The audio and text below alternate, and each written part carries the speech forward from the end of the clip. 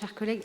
Nous voterons avec mes collègues du groupe Révéler les Rennes, évidemment, nous approuverons la signature de ces nouvelles conventions et donc le financement de ces actions de médiation permettant notamment de recourir au dispositif des adultes relais financés par l'État dans le cadre de la politique de la ville. Au-delà de ces actions de prévention et de médiation, c'est aussi sur la répression qu'il faut agir, envoyer un signal fort en direction de tous ceux qui, trop nombreux encore, dans le centre-ville comme dans nos quartiers, se livrent à des incivilités et des actes violents qui pourrissent le quotidien des habitants.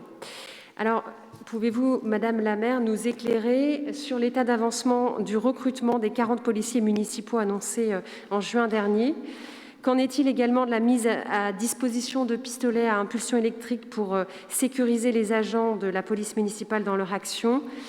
Et enfin, tiendrez-vous votre promesse d'instaurer à Rennes une véritable brigade nocturne ?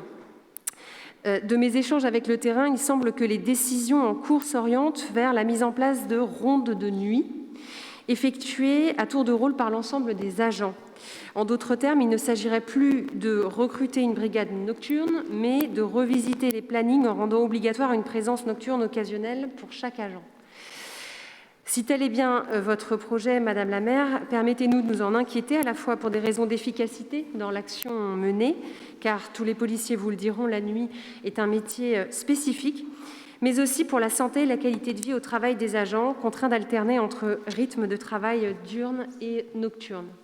Et enfin, je m'interroge simplement sur la temporalité de ces conventions qui permettent un partenariat dans la durée avec les associations, et je salue ces partenariats donc même de long terme, mais une interrogation par rapport au renouvellement de la stratégie locale de sécurité et de prévention de la délinquance qui doit être renouvelée en 2021 ou qui arrive à échéance, me semble-t-il, en 2020.